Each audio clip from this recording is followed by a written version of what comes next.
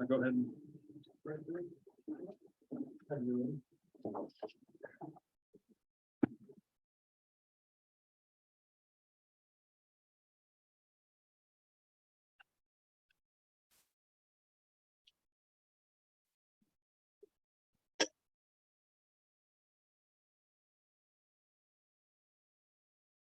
So, good afternoon. Thank you all for coming. I hope everyone on Zoom can hear me. It's our pleasure to welcome Linda Birnbaum to today's seminar. I say it's ours because it takes two of us to introduce Linda. I'm gonna start. I'm Rob McCon. I'm the director of the NIEHS supported Southern California Environmental Health Sciences Center. And this seminar is co-sponsored by our center and by the Department of Population and Public Health Sciences Grand Rounds here at USC. It's a special seminar because it's also the John Peters Lectureship for this year. This lectureship was developed as a way to honor the scientific legacy of our colleague, friend, and founding director of this center, Dr. John Peters. John was a stellar scholar, did work spanning seminal scientific contributions to occupational medicine, occupational and environmental epidemiology, and public health. Among other contributions, John founded the Southern California Children's Health Study, which is a series of cohorts of 12,000 participants that continues to provide important part of the scientific foundation for much of air pollution regulatory actions over the past 30 years. It's a really sensational legacy that John left to many of us and to public health in the US. In addition to a scholar, John was a wonderful mentor. He was an inspiration and a friend to countless junior investigators. And a man of great integrity. John also knew as much about wine and Afghan rugs as people who do that for a living. And he was a consummate punster. I should tell a pun now, but I'm not going to. Wouldn't live up to John's. So with that, I'm going to turn it over to Howard, and you can introduce Linda.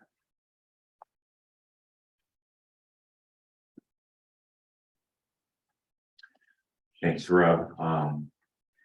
This is a especially delightful opportunity for me because I knew John Peters and got to know Linda quite well too. John Peters I knew because in 1979, Howard Frumkin and I were sitting in his office begging him to let us into the MPH program at the Harvard School of Public Health, where he directed the occupational health program. And they just got this huge NIEHS grant to train all these physicians, but we were medical students, we weren't physicians yet. And we begged him, and then after 2 days, he elected to let us in, and the rest is history. So it's great to follow John's footsteps here, and to enjoy this particular lectureship of his. Linda, before I go over her credentials, I have a 3-page list of credentials here.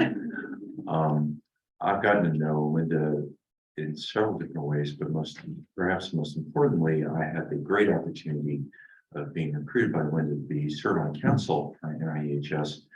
And also at one point me and Brenda Eskenazi, you might remember this, were asked by Linda to represent NIEHS at a 2015 conference to talk about Obama's precision medicine initiative. And Linda and I and Brenda had the opportunity to watch me as I got up there. I started my presentation, and within 5 minutes, when I said the word exposomics, Francis Collins, who was sitting in the front row, fell asleep. It was our introduction to politics at the NIH. Anyway, you remember. Anyway. So, but serving on council, I got to see Linda at work, and we all have the benefit of one of the most courageous leaders in environmental health, who has represented us so well in Congress, as well as to NIH. And she's fought many battles, including those that relate to things that we study, pollutants for which there's politics. We just talked about that last night, whether it's bisphenol A or electromagnetic fields or fluoride. And these are among her many, many achievements that you won't read about necessarily, but that represent great advances in public health. It's not just environmental health. Anyway, Linda got her PhD at the University of Illinois. She spent 40 years as a federal scientist working for the Environmental Protection Agency, then running, of course, NIEHS and the National Toxicology Program from 2009 to 2019.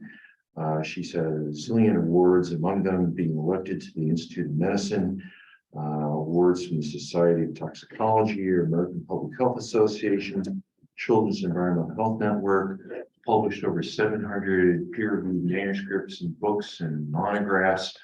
But all in all, her achievements really represent, in my view, the stamp she's put on in environmental health, which is why it's so great to have her here talking about the past, present, and future of our field. Linda, please welcome Linda.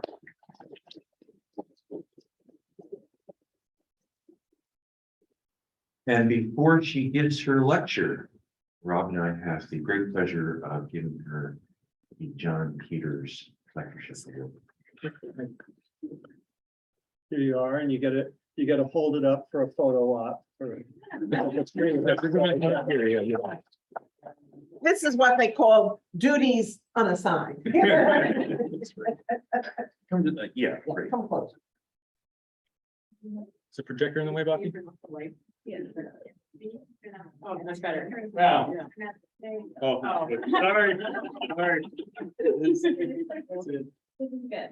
All right, thank you. Thank you. So I also, I don't have, I can't see the audience, but I'd like to acknowledge some of John's family, who I understand are on the call, in particular Phil Peters, perhaps other members of his family. Thank you so much for joining us today.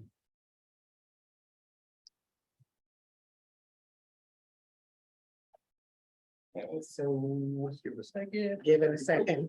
Well, first of all, it's really a total pleasure for me to be here. Thanks to both Rob and Howard, both of whom I've known for quite a while.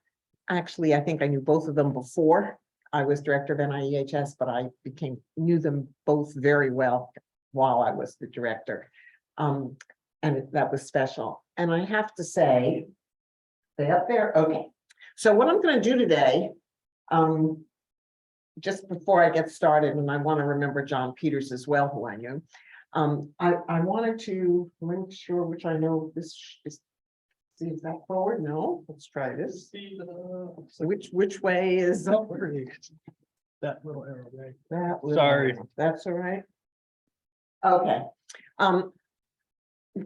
You know, you heard about some of the things John has done, but I wanted to stress his mentoring, which I think was absolutely amazing. He was a total leader in the field of occupational public health, occupational medicine, environmental health, children's health.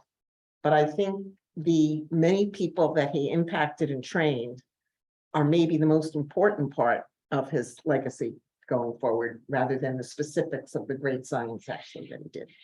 So what I want to do today is I'm going to give you a big, broad overview of environmental health. And I'm going to start actually kind of from ancient history that actually doesn't really go away. It's still here today, the lead poisoning. And so, you know, we've all heard that maybe the Roman Empire partially fell because of all the lead that was present in their pottery and their water. I don't think we really know that, but we know that lead is a major problem from historically. And again, I think it's just something that we have to think about. You know, when you realize that it's not just Flint, Michigan that has lead in its drinking water, it's all over. And it's not in water, it's in our housing, it's in things that you buy, it's in toys for kids. And we keep finding children, and we all agree, I think today, with CDC, that there's no safe level of lead. And just to give you a little tidbit, I think realistically, we're going to find that there's no safe level of many compounds, not on a population basis. And I think that's something we should be thinking about. And then Ben Franklin wrote this great letter about lead, concluded that occupationally related colic was caused by lead. I mean, I know a lot of things about Ben Franklin. Maybe some of you have read some of the great biographies of him, but I don't think I knew about his lead association. So, okay, let's see if I can do the right thing there. And then, of course, people in public health, you have to mention John Snow, who's kind of modern public health, think about, and taking the pump off, the handle off the pump with the cholera epidemic of in the 1950s. And then air pollution. Now, I feel like whenever I talk about air pollution here at USC, it's calls to Newcastle, as I would say this is one of the prime places in the world, never mind the country. But I think anybody seen The Crown? I will never remember watching that first episode, and all of a sudden they're talking about the air inversion, and it's when Queen Elizabeth, before she becomes queen, and I turned to my husband and I said, "Oh my God, that's the London smog of 1952." You just knew it right away. But we had that, but there were other ones that preceded it, whether it was in Belgium or Pennsylvania was a terrible one. And this was Delhi in 2018, and I think India now leads the world for the worst air pollution overall. But I think that just about a week ago, the air pollution in Seattle, because of forest fires nearby, the levels of PM were higher in Seattle than they were anywhere else in the world then. So, we tend to think that in this country, our air is much better than it was, say in the 1960s, but we still have lots of problems. And forest fires, I think, as we all know, are one of them. So I can't talk about environmental health without showing a picture of Rachel Carson and reminding us that she, just since exactly 60 years ago, published this really book that had led to the whole environmental movement. Much of the focus on animals, but I think I'll remind you, and I'll say it again, people are animals. And when we forget about that, I think we do it at our own detriment. So I'm just going to go through some very, very briefly, some highlights, and, the linking of asbestos, which John Peters was a leader in that, to mesothelioma. Obviously, we're still dealing with it. Asbestos is still not banned in this country. And I can tell you that right now, EPA has finally proposed banning it. And there's lots of opposition from a couple of companies that want to continue reusing it in a process that they have alternative processes to generate the same thing. So, and then I think the link for DES to cancer was really instructive because it showed that impacts on the fetus. We used to think that the placenta was a really good barrier. And I think now we know that it's very leaky and lots of things can get through and have lots of long-term effects, not only on the woman who was taking it, but on her offspring. And then Herb Needleman, the problems with lead, and Herb is another example of someone who faced incredible pressure for doing the right thing. And he eventually survived that terrible attacks on him, and people now see him as a major leader in that. And then the secondhand smoke. And I think we all now know the problems with secondhand smoke, but for some of you younger people, you may not know what it was like to go into a building, go to a scientific meeting, and everybody was smoking around you, a scientific cancer meeting. And then, of course, what they started limiting it, then they would just put ashtrays on one side of the room, like the smoke would stay put. And then they moved it to the back of the room, Anyway.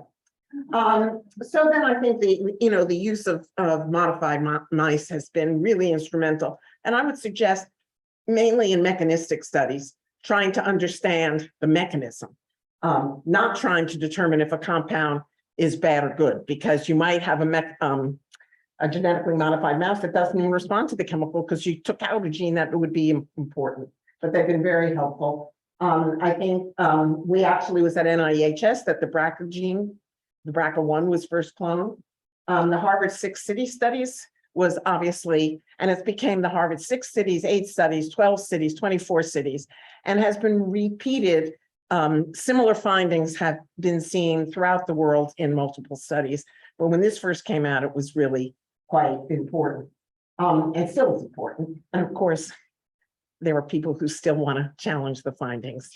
And then the first prostate cancer suppressor was cloned, and I think we now know that most cancers associated with activation or inhibition of suppressor genes, activation of oncogenes, mutations in DNA repair genes, and so on.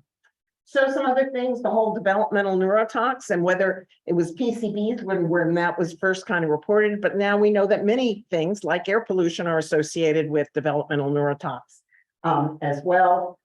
Lead, you know, it's really a huge crime that women worry about breastfeeding their babies because of contaminants in breast milk. Breast is still best, but why should we have to worry about that? Many of you may have heard of the Minamata tragedy, which occurred in Japan. But we've seen the same thing happen in other populations as well because of the methylmercury, and then liver cancer being caused by aflatoxin, and of course, greatly incidence going up dramatically if you had HPV infection. And then air pollution being linked to all-cause mortality. I think air pollution does just about everything. I think it's just a matter of whether you look. Clearly, the importance of allergies and asthma, and it's not just with, I always think of asthma with pollens, but you know, dust mites are a biggie, as well as other kinds of stressors like air pollution, disrupted neuronal signaling, and the importance of beta amyloid. And then I put this one in about father's count. But guys, I think when we're doing developmental studies, whether experimentally or epidemiological investigations, historically, we tend to forget about the fathers. You know, we take mother's blood levels, mother's exposure levels, and guess what? Things happen preconception, and we need to be thinking about that too. Never mind post-conception and the importance of what's happening with stress, for example, and so on. The ozone being associated with asthma, and ozone obviously is just one part of kind of air pollution. More the lead levels coming down. You know, sometimes I really wonder about myself and some other people in my age range or even slightly younger when I think how high our blood was when we were kids. It wasn't until 1976 that EPA took the lead out of gasoline and started banning it in paint, and the lead levels came down very rapidly in our blood. But makes me wonder what happens as I get older and I start mobilizing some of the blood lead. Anyway, from the bones. We all remember 9/11 in 2001, but maybe some of you remember the anthrax scare that occurred shortly thereafter, and understanding that. And then when we look at interactions, the whole issue of the epigenome, and that really began to get going again, I would say in the 2000s, and then in the 2010s, and now it's a major field, and we're understanding that that is the epigenome plays key roles in development, and then is key to environmental impacts. Cadmium inhibiting DNA repair, and that's part of the whole basis of understanding the importance of DNA repair for lots of, whether it's not cancer or some other impacts. I remember when this paper came out in Science showing the effects of benzene at levels way below regulatory levels, showing impacts on white blood cell and platelet counts, and that was a human study coming out of China. And then the whole issue about the importance of the regulation of inflammation and TNF alpha. And of course, I don't know about any of you, but every time that they put up that first graph showing the, the development of your different kinds of white blood cells and stuff, I start blanking out. There are so many more, there was so many more mediators that are all turning out to be very important. And then the importance of light at night and artificial light. And I know Eric has said that shift work is problematic because of light at night, but it's probably not only breast cancer in women, there are other things when you're disrupting circadian rhythmicity. The role of ER beta, initially I can remember when the estrogen receptor, and we thought, oh, we have the estrogen receptor and it's, it goes into the binds the estrogen, it goes into the nucleus and turns on genes. And then there's ER alpha, and there's ER beta, and there's ERR, and there's a whole panoply of ones. And they do cytoplasmic things as well as nuclear things. I think when we look at VOP pesticides and the role of the genetics in the differential rates of metabolism, using POM1 has been understanding. And then moving in, I'll talk a little more about new approach methodologies and the use of rapid screening approaches. Okay, so BPA, I think Howard, you might have mentioned BPA. We're all exposed to it all the time. Happily, it was finally removed from baby bottles and sippy cups because of not because of regulation, but because people said, I don't want to buy them anymore. And there was a great deal of public outcry. And I think that's something we need to remember for many things which we want to get rid of. It's going to take our effort to get things to happen.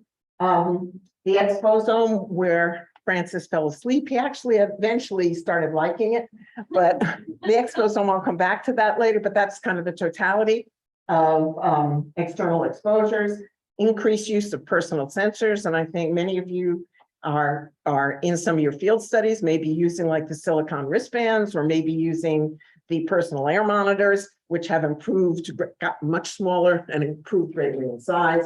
And then the importance of climate change, where we actually at NIEHS had this whole series in environmental health perspectives on the climate as a health concern. And I think we all know that when people talk about climate change, what do they think of? They think of the polar bear. They don't think about the health impacts on people. Go back to that. The Deepwater Horizon oil spill, that basically led us to identify that we need to start thinking about being prepared to do research when there's a disaster, so that the next time there's a disaster, whether it's industrial or man-made, or whether it's naturally occurring, the point is you've got to have things ready to go. We moved hell and high water to try to get in the field following over 33,000 workers. It still took us 9 months. So there's a whole lot that's been done since then. Flame retardants cause cancer in rodents, and we don't have any data showing in people, but we do have evidence for developmental neurotoxicity and other effects in people. And of course, there are other flame retardants now, which are OPs.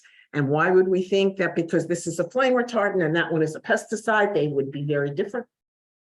Somehow we do. The arsenic, we've known arsenic as a carcinogen for probably 100 years related to inhalation and mining, but we were having trouble finding good animal models until one of my fellows did a cancer study using in utero exposure, and 1 week of in utero exposure associated with multiple tumor types when the animals were 18 months of age. So there's again the issue of critical windows. And then we started doing much more with the epigenome. And then I just put a couple things in the end of the last decade, but I think One Health is something that we all need to be thinking about more and more. This is a small world. As I said before, people are animals. And I think we need to understand that what we see happening in animals can often, we all know about the canary in the coal mine, but I think we need to think about how that impacts for many reasons, and then realize that we can also impact animals as well. I actually chaired a National Academy meeting just unbelievably just a year ago. Well, a year and a month ago. No, 11 months ago. Well, on companion animals as sentinels for predicting environmental exposures and cancer. And there's a lot of work going on now with putting sensors on dogs and on cats, especially because those are animals that we live with all the time. They often eat similar foods, not all the time, but sometimes they're living in a similar environment.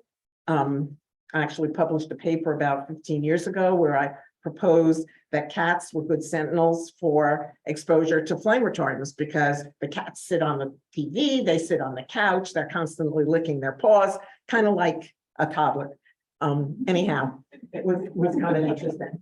And then the importance of global health and climate, biodiversity, and pollution. And if you haven't seen this, this UNEP document, it's really very nice about tackling climate, biodiversity, and pollution. So if we talk about the determinants of health, they are all important and all need to be considered. I think we know now that your, say, lifetime prospects are often determined by the zip code in which you grew up. So you've got the whole geography issues, you've got behavior, social conditions and policies, and of course, genetics. And I think that, you know, it's not just one or just the other. So when we talk about our environment, I think it's important. I used to talk at NIEHS about the big E. It's not just synthetic chemicals, agricultural chemicals, pesticides, consumer products and stuff. It's prescription drugs. Why do we forget that drugs are chemical? Why do we forget, for example, that what you eat are chemicals? Why do you forget that stress generates a biochemical response in our bodies, for example? And I think often we forget about infectious agents. Now, we could talk about the microbiome, which are absolutely essential to our health and well-being. And if you disrupt your microbiome, often by changing your diet, there'll be issues that you have to, but that, again, you're going to have chemical signals, and then the weather extremes, and I'm going to come back to some of that later. So something, we have reciprocal effects between health and the environment. We have chemical pollution of the food chain, and we know that the most polluted people, and again, there are obviously exceptions in the world, are indigenous peoples of the far north. And that's because the air currents take chemicals from more warmer climes and deposit them there. Things move up with the Arctic currents and so on. We know that there's a huge issue of food scarcity, and I think we are really looking at some famine associated again with climate change and the degradation of lands and scarcity. I used to think that the existential issue of this 21st century was going to be water, but now I think it's climate change. Water is part of that, but I really think that climate change trumps everything. Air pollution, and again, we know that so much of our air pollution is our tremendous use and misuse of fossil fuels, petroleum products, the loss of biodiversity. I mentioned that recent UNEP work. I mean, this is a huge problem. We may not like snakes, we might not like bugs, but in fact, we need them if we're going to have a decent system. And the issues of climate change again, and I'll come back to that. So we have a very divided world between the rich and the poor. The poor have much less access to clean water and sanitation, higher morbidity and mortality, and higher injury rates. And then we're having, as a result, in part, more and more rapid urbanization. And some of this is because of climate change, where we're outstripping the resources. In certain areas, we're having problems with huge migration. No matter what your attitude is towards immigration in this country, it's easy. We have less here than compared to many parts of the world where the migrations are huge. And then we're degrading not only our rivers, but our ocean as well. We used to think, oh, you could just dump stuff in the ocean because the ocean is so big. Well, it is also finite, and we should be thinking about that. So again, when we talk about this kind of rich-poor diversity, I think it's really very obvious when you look at the environmental burden of disease, where you can see that the highest dailies are shown in a country like India, and in the US, where we have the largest income, we have the least impact on dailies. And I always think it's kind of interesting to point out, where is Russia on it, the Russian Federation. I mean, some of you may know when the Soviet Union fell apart in about 1990, within a year, life expectancy for men had dropped over 15 years in 1 year. So, you know, I won't go into Putin, but anyway, but you can see that, you know, your wealthier countries have less environmental insult. That doesn't mean they don't have any. Okay, so I think, you know, we've all been living through almost 3 years of a horrible pandemic, and so much of our focus has all been on infectious agents. And this graph is actually pre the pandemic, but the point is, we still are losing more people every year, say, to air pollution, than we have lost in the totality of 3 years to COVID. So I think if you look at the slide on your left with non-communicable diseases going up, and communicable diseases overall decreasing. And it kind of, that trend, deaths related to non-communicable diseases, that's actually true across the world, even in your lower income countries, whereby, within a couple of years, over half of the deaths, even in lower income countries, will be related to cancer, heart disease, obesity, type 2 diabetes, asthma, and some neurodevelopmental and other certainly neurodegenerative diseases as well. So there are really three essential threats to environmental health, at least in the US, and I think these are probably worldwide. And the first one, as I said, is climate change being overarching. The second is air pollution, which of course is a major contributor to climate change. And the third is chemical pollution, and this includes pesticides and plastics. And we all, again, when you hear about plastics, you hear about those dead zones in the ocean. But as I said to some students yesterday, when you poop out a credit card's worth of plastic every week, what is that doing to us? And I think we just don't know. So we have a question for each of these threats, what are the key data gaps and the strategic opportunities for new research and science-based advocacy? As I said before, like with the BPA example, it's the advocacy that actually makes things happen, that could make a difference for human health and life. Now, again, this is just a diagram looking at reminding everyone that air pollution is not just PM 2.5, it's not just, ozone, it's not just nitrates, it's not just sulfates, it's a whole mix. And I think one thing that's really interesting to me is the fact that the VOCs in ambient air are now driven, at least 50% are coming from inside. And I'll bring up the whole issue of indoor air. Is that the next slide? Yeah. So we know, and we've thought for probably 20 years about the problems with cook stoves in less developed countries and all the people, especially women and children, who die from both poverty and living in these very smoky environments, where you have impacts on respiratory health and blood pressure and even increased risk of breast cancer, for example. But in fact, what we all should be thinking of is that indoor air in general is worse than ambient air.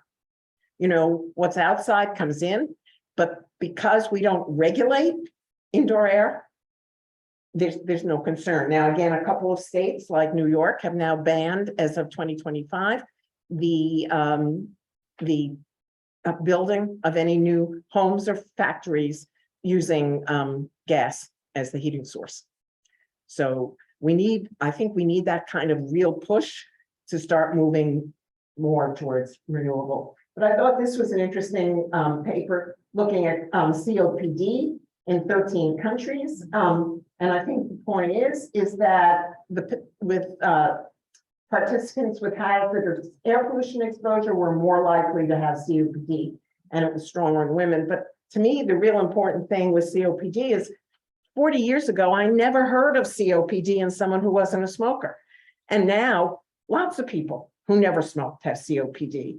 Some of it was secondhand smoke, but a lot of it is the air pollution that we're dealing with. So now, if this doesn't work, I'm going to be disappointed. Come on. Yeah, there it goes. Okay. I love this one because what it shows you is the change in global temperature starting in 1850.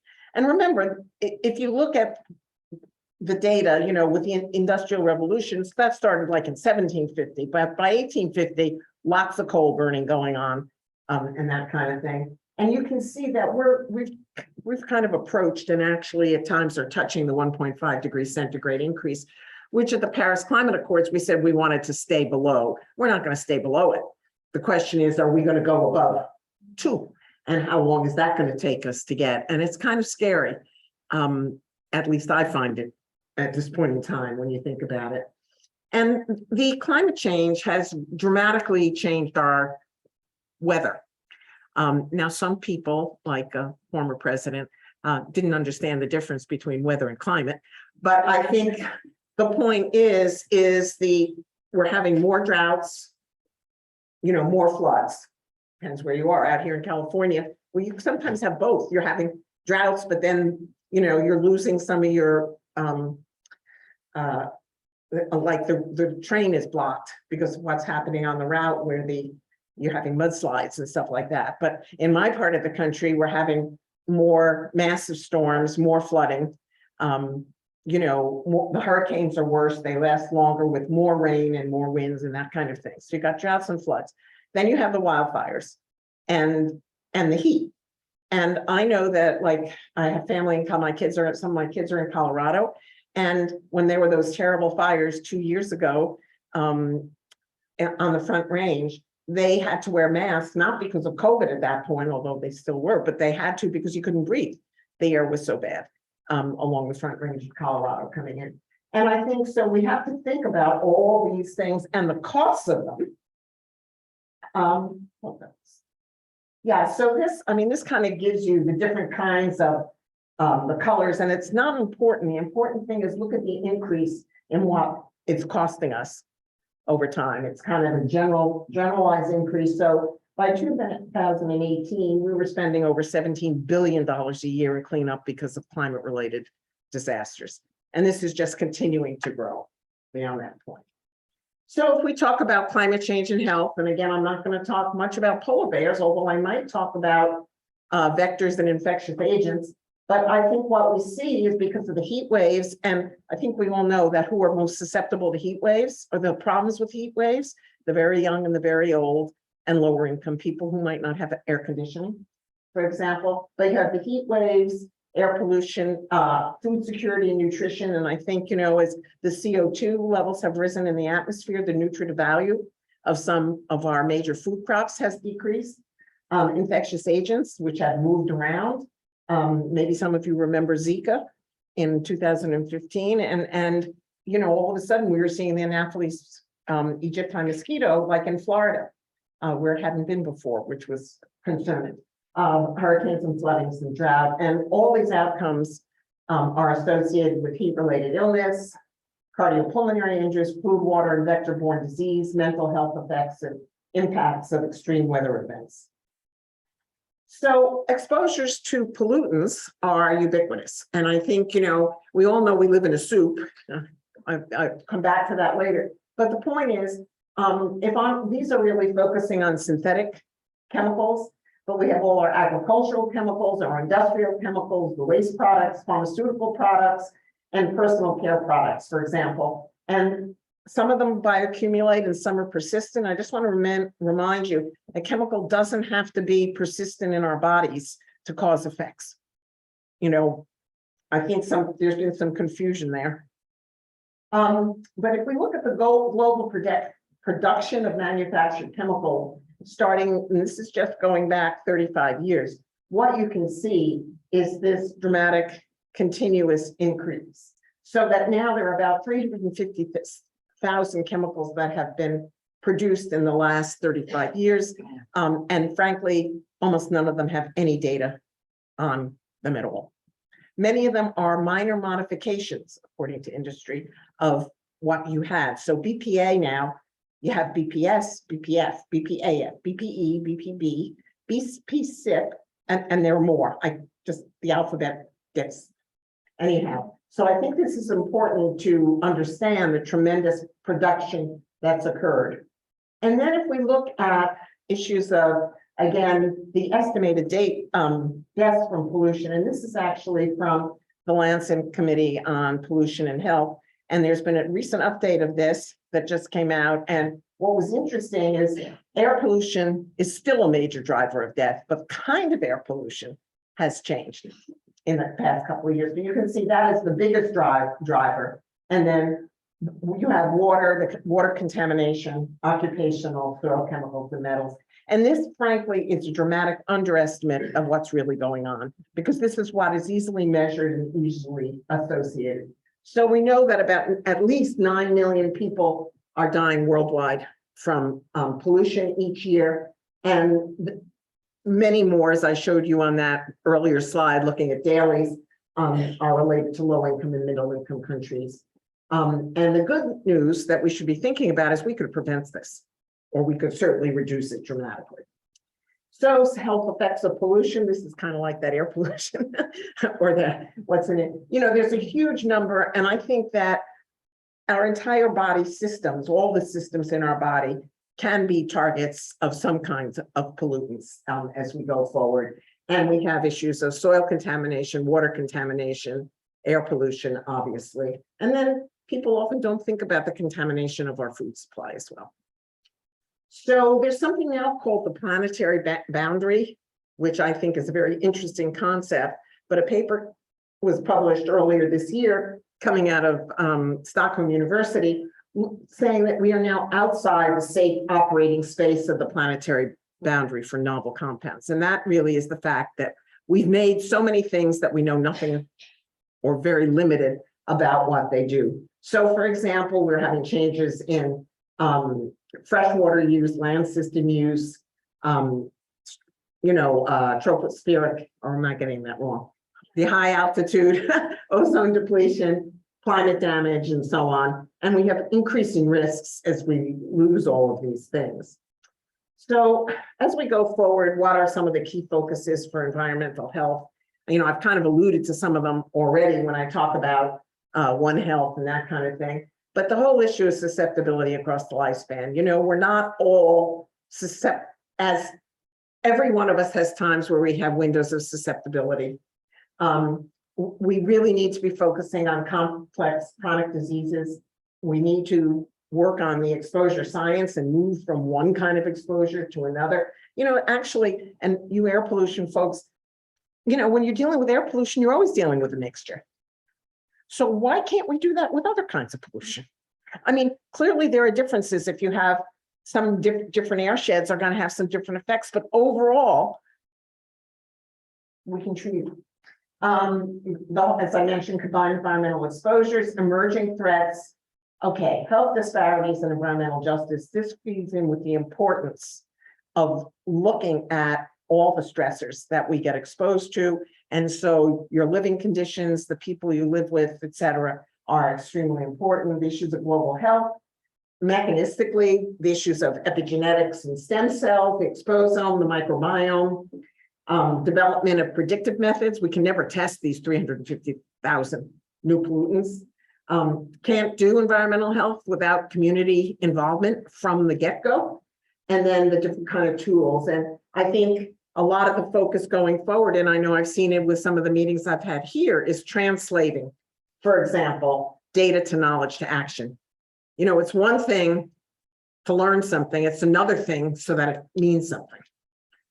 So I just wanted to, as a toxicologist, I wanted to just mention some of these, what I would say is very insightful National Academy efforts that were funded. The first one in 2007, toxicity testing in the 21st century. And this is the one that has led the push for new methods. Exposure science in the 21st century, which I actually funded along with EPA, and I found was very blah. You know, you fund something and you don't always get something as insightful and wonderful as you'd like, but there's still some good information in there. And then I think a very important one that came out in, I believe, 2009 was using 21st century to improve risk-related evaluations. So I think these are important documents. And I think what we've seen and is going forward is this whole conceptual shift where we used to think that chemicals act by overwhelming the body's defense system. And I think some of that comes out from environmental health, having grown out of occupational health, where you would see dramatic and often acute effects. And you're talking about brute force at high doses. The immediate cause and effect was based on studying adults, who of course are some of our least sensitive populations. And then one chemical at a time. And I think today we're going forward looking at chemicals act by disrupting control development, and that these effects occur very often at low doses. Often there are long latencies, so you can't look for a treatment and a response immediately. You often might have to wait, whether it's months or years, or sometimes really many, many years, because the fetal programming can cause lifelong impacts. Children and the developing fetus are most at risk, and the reality is always mixtures. And the point is, you can't do this work without working across disciplines. It's absolutely essential. So I mentioned the low dose effects, and I think one of the important things is we do see low dose effects often on reproduction and development. And often when you actually measure the body burden of what's in our experimental animal models, they are very similar to the body burden in people. You know, you've got to use a much higher administered dose to a little rat or mouse than you do to a big human to get the same blood level, for example. And humans environmentally exposed to pollutants are affected by low doses. The issue is, what do we mean by low dose? And if someone uses the term, you might want to ask, what do you mean? Is that a low dose in an experimental study? Is a low dose environmentally relevant? I usually use a low dose meaning something that's relevant to the human population. So I've already mentioned the issues of windows of susceptibility, and I happen to like this slide that I've had for quite a while, but it could be much more complicated because it's not only an impact on gestation, you also have preconceptional exposure. And it's not only that gestation, what happens in gestation can affect multiple stages in life, but in any time where your body is rapidly changing and developing is a window of susceptibility. So I often think, you know, we focus so much on a pregnant woman because of the relationship with a developing fetus, but we should also be thinking about the pregnant woman's enhanced susceptibility because her body is rapidly changing as well. So we know that early life exposures have long-lasting effects, and this has led to the whole DOHAD paradigm. We know that, again, as I said, developing differentiation is the time for impacts to occur. And we know that I mentioned epigenetics before and how important they are in development, but if you perturb them, then you can have long-lasting effects. And what happens during development it's not reversible. So David Barker was kind of, or is often given credit for being kind of the founder of the DOHAD thing, studying the famine situation in Britain during World War II and the Dutch hunger famine of 1944. But again, this really all folds into the developmental burdens of disease for lots of endpoints. Complex diseases caused by exposure during development or in the past, the role of epigenetics. And I think as an experimentalist, I think of so many studies, certainly that I did, where I exposed animals at the wrong time because I just didn't think about it. I didn't think if I want to see an effect, maybe a bit better do a developmental study or a pregnancy study or something else in order to see an effect. And I think, again, we often in tox, we correlate exposure and effect at the wrong time. We've got to wait longer often or look at multiple time points. Oops. So some of the key exposure questions are the timing, acute versus chronic. Now, of course, acute exposure could have chronic effects, but you can also have chronic exposure. Critical windows, ongoing versus past history, you know, it's both things occurring at the same time or in different times. Mixtures are the reality. And I would say that most of the data is showing that using a simple additivity model is not, at least as a first step, is not going to get you all that wrong, just to assume simple additivity. And again, what do we measure? Analytical issues and the kind of responses we might look at. So the complexity of mixtures, I think, is something we have to think about. You know I've done studies where I looked at 2 chemicals at a time, then I might have looked at 3 chemicals at a time. It quickly becomes undoable, but you can model these things, and that can be very, very helpful.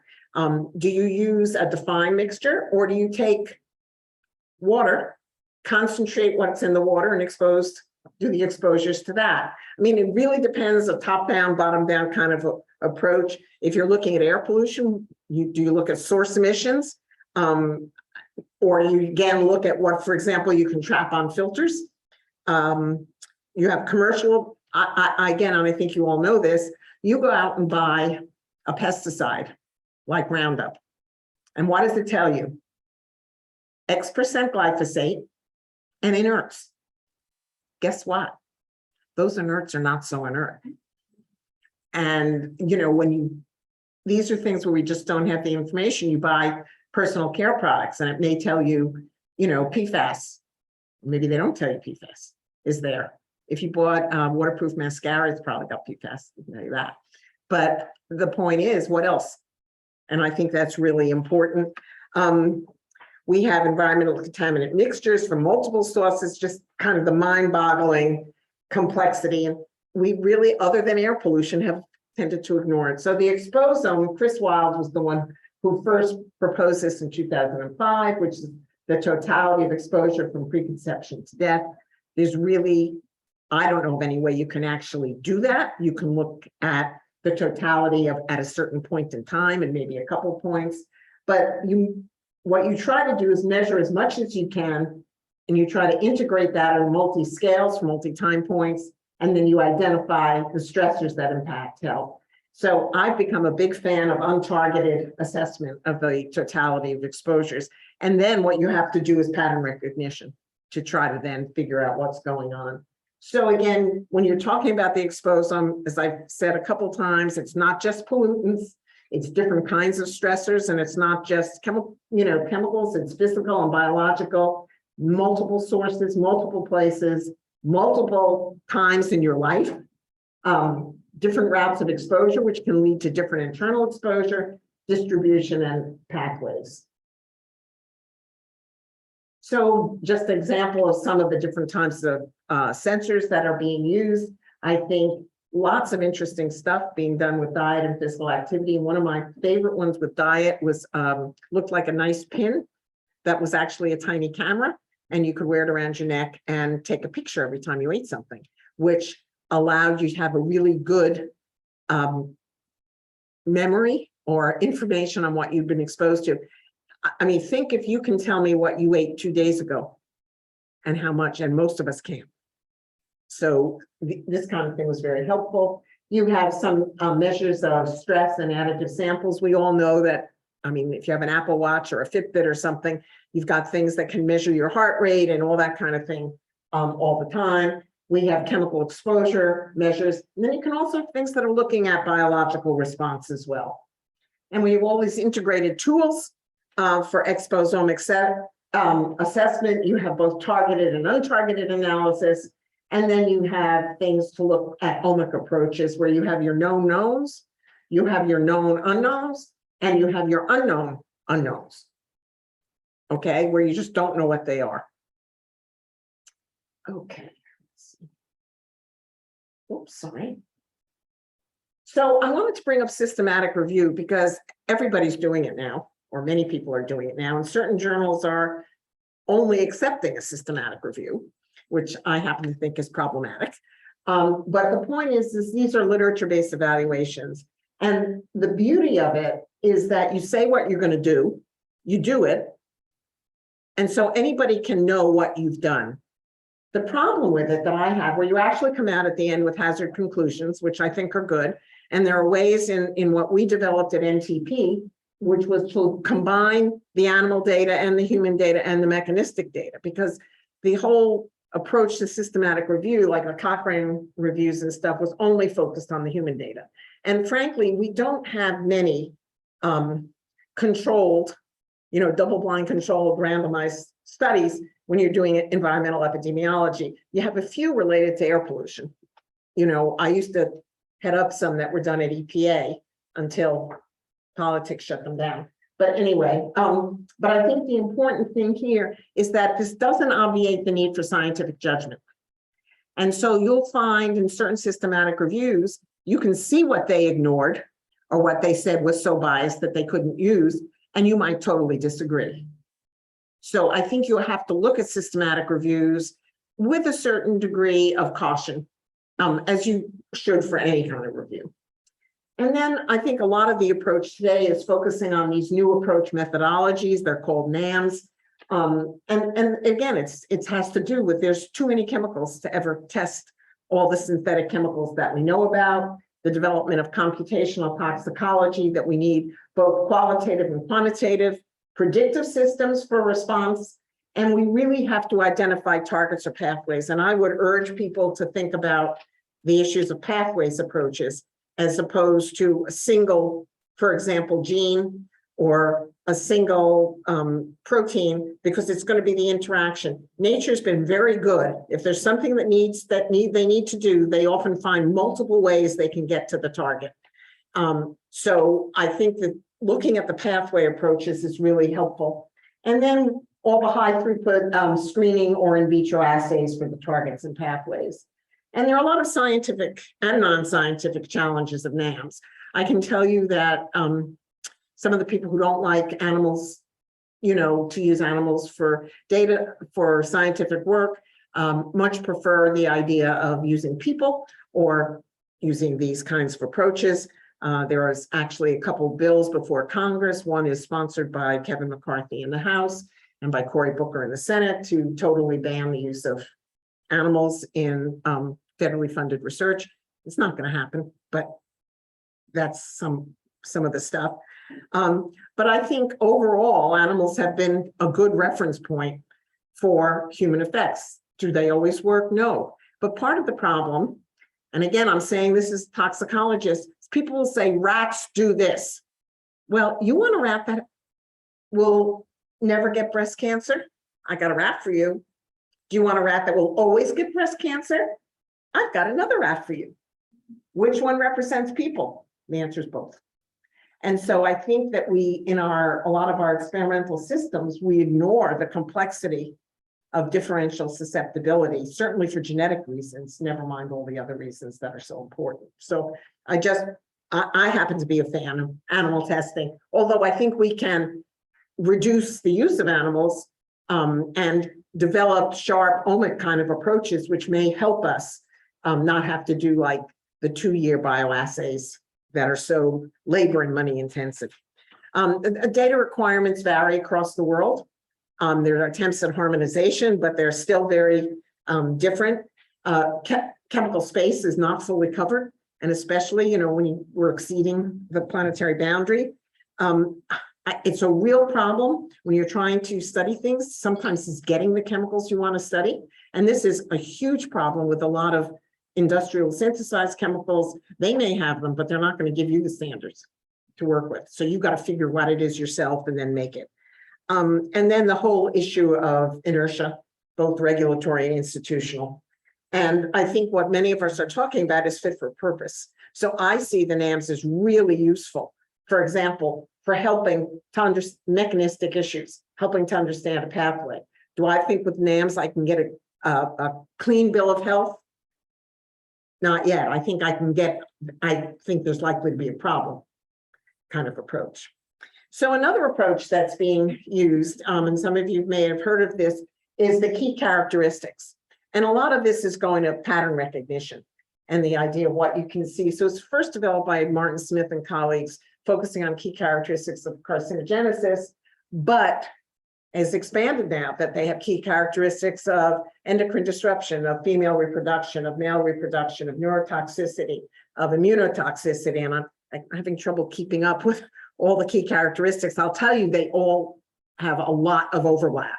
Things like oxidative stress, receptor interactions, major in all kinds of adverse effects. But again, I think it's a great way to prioritize chemicals and maybe to, again, the recognizing key characteristics can be helpful as we move forward, and recognizing then that they cause certain diseases leads to a more holistic view of bioactive chemicals. So we can point out chemicals of potential concern before they get released to the marketplace. Help us develop new assays to look at that, and maybe in the in vitro approach, prioritize some substances for the testing and protect public health. So as we go forward, I think we can think about the importance going forward of mechanistic understanding, both in hazard identification is going to increase, that there are going to be fewer traditional animal studies. Mechanistic information is going to have a bigger role in identifying potential hazardous chemicals. We're going to have more and more mining of existing data, just like happens in epi all the time.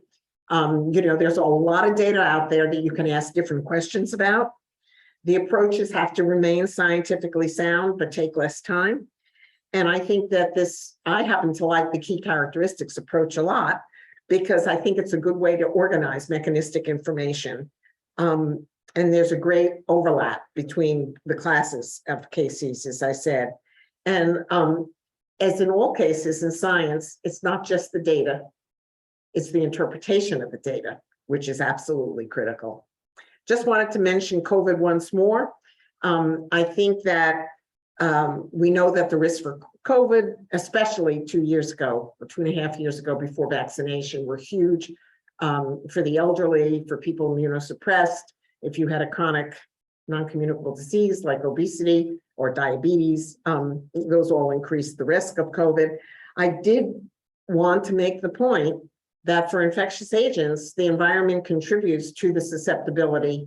And so related to my favorite chemicals of the moment, the PFAS, there are at least 4 papers that show that people with elevated PFAS have increased susceptibility or severity of COVID, which I think, and it's not a surprise. We've seen that for influenza, say in air pollution. For years, we know that COVID in polluted air was led to greater risk of COVID and greater disease as well.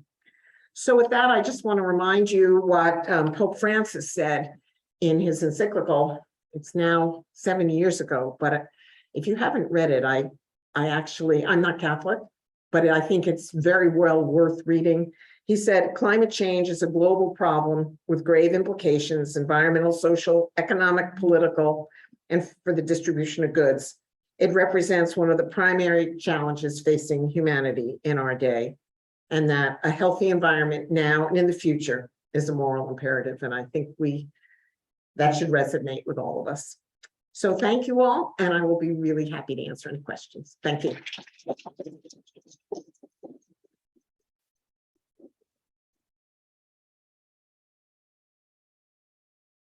So I'm going to let you moderate this yourself. Sure.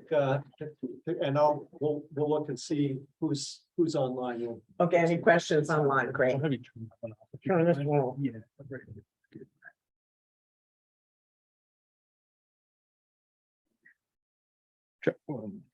Great. Okay, so that'll pick me up for the. Yep. And then you're that. separate of that. Okay. Okie dokie, questions? We're just off the wall to get things started. Thank you. You mentioned light at night. Mhm. We're about to change times, set our clocks back this weekend. There's an interesting piece, and I think the New York Times this morning, sort of an animated diagram, what time zone shift, what light time change does to the body. Has NIEHS weighed in on this subject? NIEHS, well, this is gonna get little.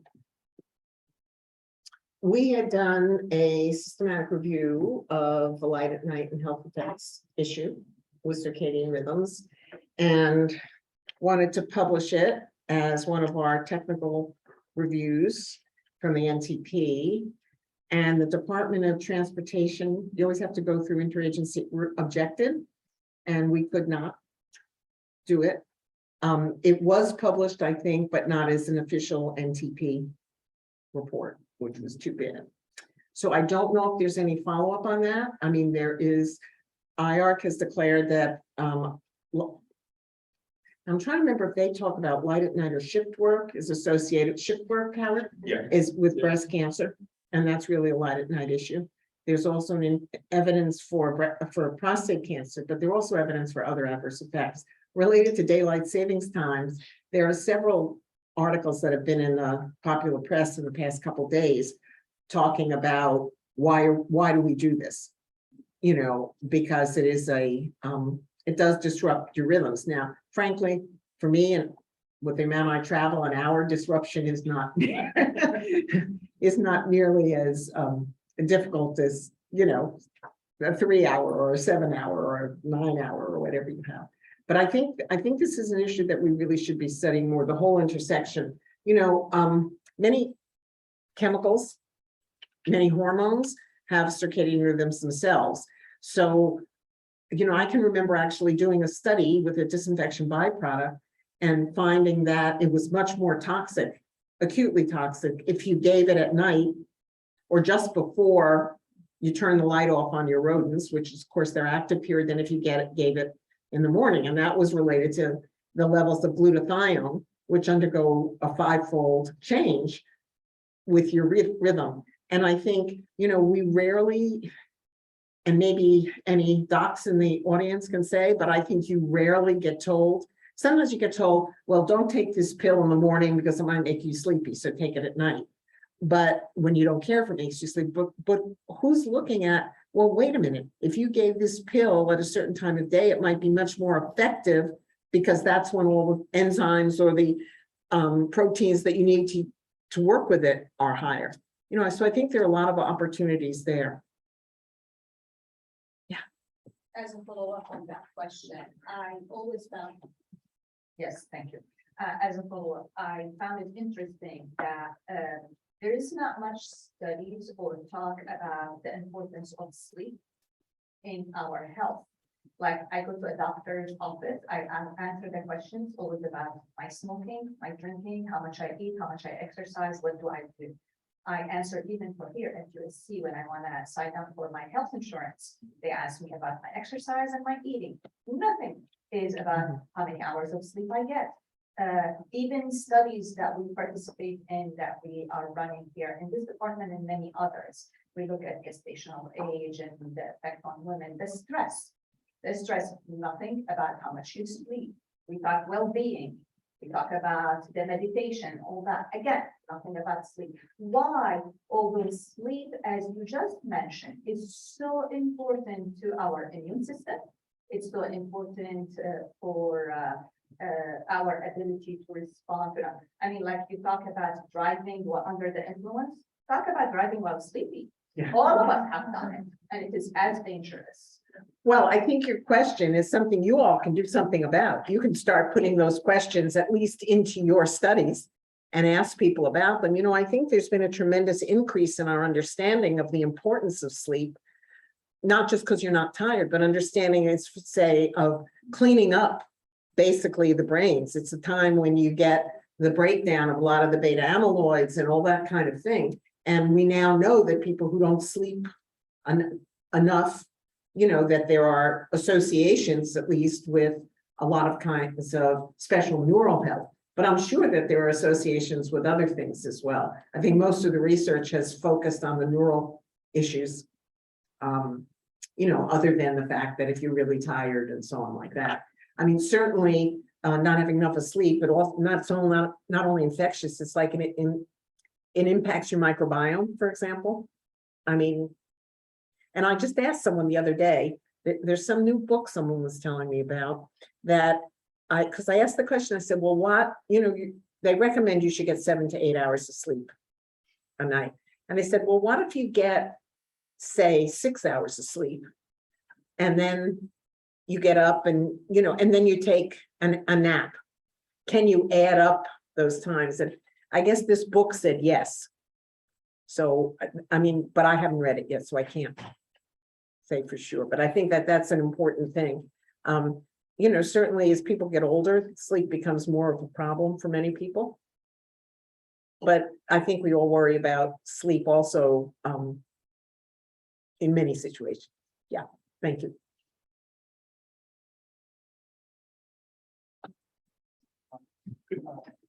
Could people introduce themselves?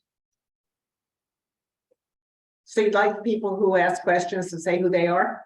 Hi, my name is Rita Maldonado. I'm second-year postdoc. And my question is about, you mentioned light pollution and circadian rhythm.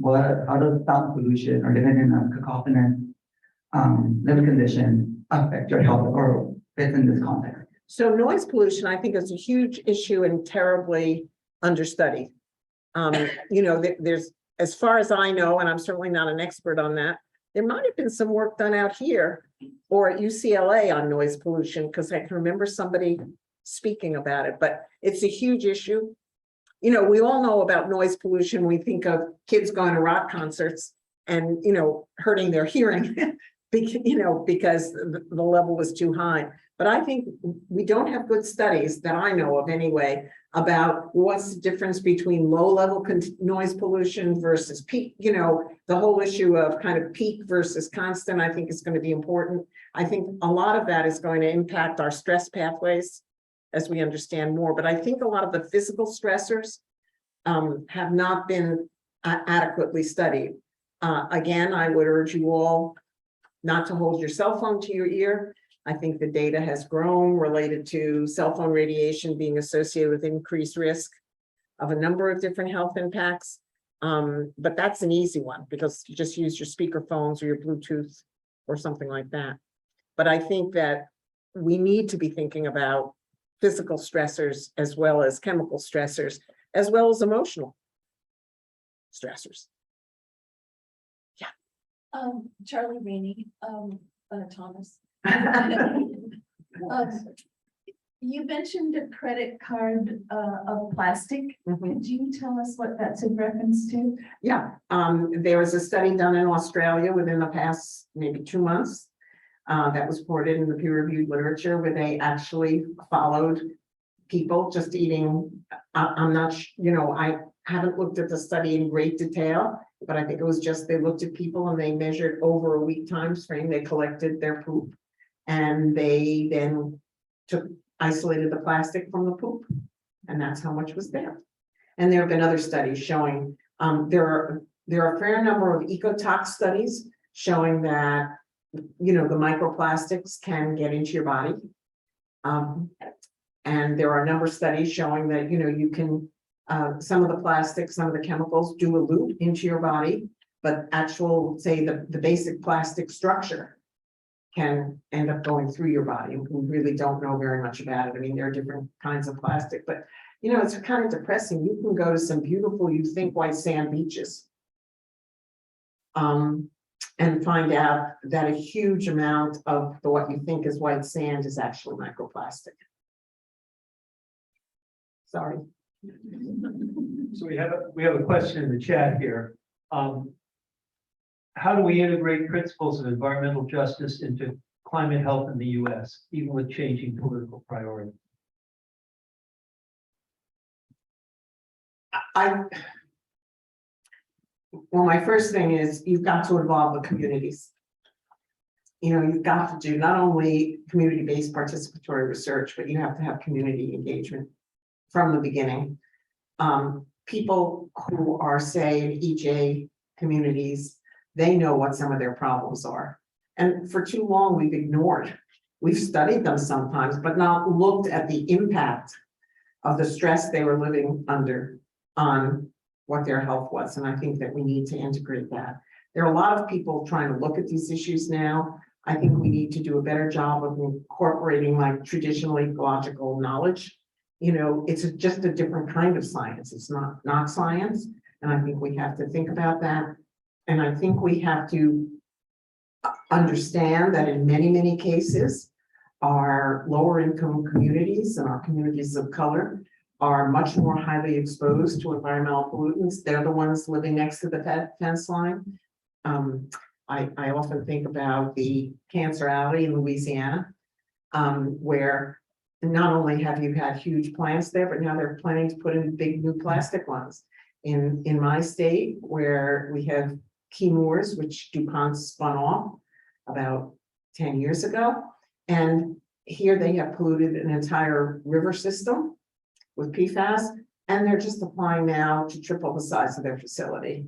And they are in an area, again, of where their facility is a lower income area. So I think these are kinds of things we have to address at all levels. And I think it's important that we open our eyes and admit that we've ignored this for far too long, this whole issue. Howard, I can ask you a question. So you talked about key characteristics, which is, I agree with you, it's a neat way of trying to understand and anticipate toxicities based on organizing characteristics. But the question is, you would think that would could flow into priority list for the National Toxicology Program. But it could also flow into how EPA chooses to regulate chemicals and sort of gets to this precautionary principle idea that the US has never embraced. As someone who's led the NIEHS, I wonder if you could share some thoughts about how the relationship between NTP, EPA, and how you predict the regulatory climate will change over time in the coming years. Well, my cynical response would be unless we can get money out of campaigns, it's not going to. Because the huge amount of money that is spent on lobbying, both related to legislation and policy, and then policy development, which might be in the regulatory agency, is huge. The revolving door policy is a huge problem. I really think going forward, we're going to have to take, I mean, I am a believer in the precautionary principle, which has been mischaracterized by some people in our country. It's not that you act in the total absence of evidence, it's you act in the presence of concerning evidence, but not certainty. And I might suggest that science is never certain, that it's always evolving. I think NTP actually on our executive board, EPA and DOD, OSHA, NIOSH, CDC, FDA are all on the advisory board, and there's an attempt to respond to their needs going forward. Unfortunately, EPA right now, when Andrew Wheeler was the administrator, he announced that there would be no animals used after 2035. And although we have a new administration now, the toxics office is moving full steam ahead to stop using animals and move to NAMs, which there's a lot of concern about. And I raised some of those issues. So I think we're going to have to start thinking about regulating chemicals as classes of chemicals. We already do it. We recognize dioxins, we treat PCBs, we treat PAHs as a class of chemicals. There's no way you can ever test all of these chemicals. And we have to begin to ask what I would say is more thoughtful questions. So first of all, chemicals should be tested to some extent before they're put out on the market. More like an FDA kind of approval process. But then the other thing is, and I was mentioning, use the bisphenols as an example, changing one atom on the molecule and not having to change the process. Why would we think the biology would change? And we see that again and again and again. I mean, with the 12,000 or so PFAS that exist today, very few have any study at all. But some of the novel ones, the new ones, the substitutes, so they've got one less carbon. When you actually do some studies, you find they do the same thing. You know, so you've now put in an ether link between the carbons. They do the same thing. You still are making Teflon. Okay, well, you know, again, it's not fully thinking and conceptualizing what might be happening. So I think it really requires, as I said before, it requires advocacy to bring about the change. And if you get enough public concern, some things will happen. But all the advocates can't spend the money that industry is spending. And frankly, some of the industry, it's just a matter of, it's what they have to spend to do business. So I actually looked at how much Chemours had been fined by the state of North Carolina for their dumping of Gen X and polluting the whole Cape Fear River system. And it was a substantial amount, but how much was it of their total budget that year? About 5%.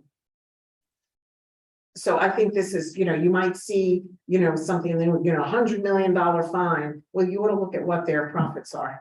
And often you'll find this is just for them, not much really.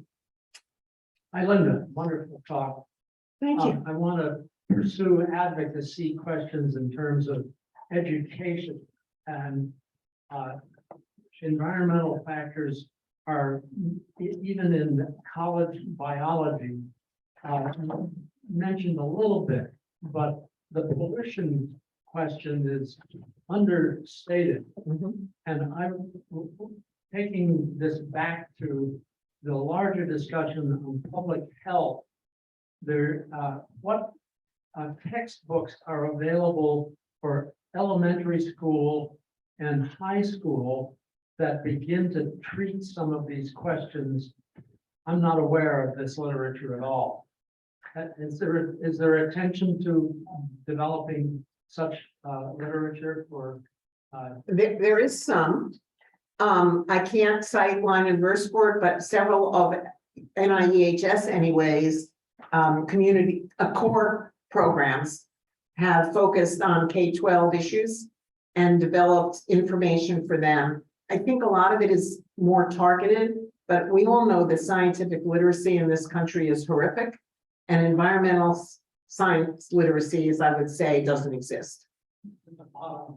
Yeah, again, people think environment and they're not thinking about human health. They're thinking about polar bears and other, lions and trees and that kind of things. And I will tell you, having just been in the Arctic, polar bears are really great. But I'm less worried about them than I am about humanity. So, All right, I'm Alicia, I'm from the School of Pharmacy. You mentioned about animal testing and the NAMs that are being, and the provenance of alternatives to finding animal testing. I was wondering, what are your thoughts on the organ-on-chip systems that are emerging and provide a more human relevant environment for just studying exposures, drug discovery, screening, you name it? I think they're part of the process. I think they have real opportunities, but it's still just an organ on a chip. It's not multi-organs on a chip. Now, some of that you can do, they made like GI tracts, or at least intestinal things, where you actually have to put in the peristalsis to, for things to work right. And I believe with some of the pulmonary stuff, you've also got to have airflow and stuff. But I don't think they can answer all the questions. I think they will be very helpful. And I think one of the problems I have with them is the fact of the tremendous range in susceptibility. And I'm just really saying genetic here, because that's something we know about that occurs. And so many of these systems are made, maybe they use tissue from 5 people, maybe 10, if you're really lucky. That doesn't cover the diversity of humanity. So I think that they're going to be very important in, I guess I'm thinking, if you find a problem with these, you better be aware that this could be a big issue. If you find nothing, I'm not sure that totally rules it out. Thanks. so thank you so much, Linda.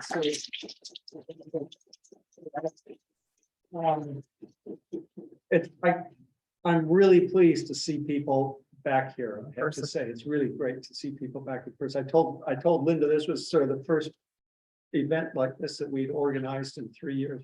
So I hope people show up. So I'm really pleased to see a good group here. We're over time. Either people are staying because they're so interested in your talk, or because they're wondering where the food is. So, anyway, I think, Sarah, what's the plan for lunch for people who are? The lunch is set up outside in the courtyard. It's a box lunch, so just go and grab one and sit outside. Right. So again, thank you so much. My pleasure. Thanks for being here.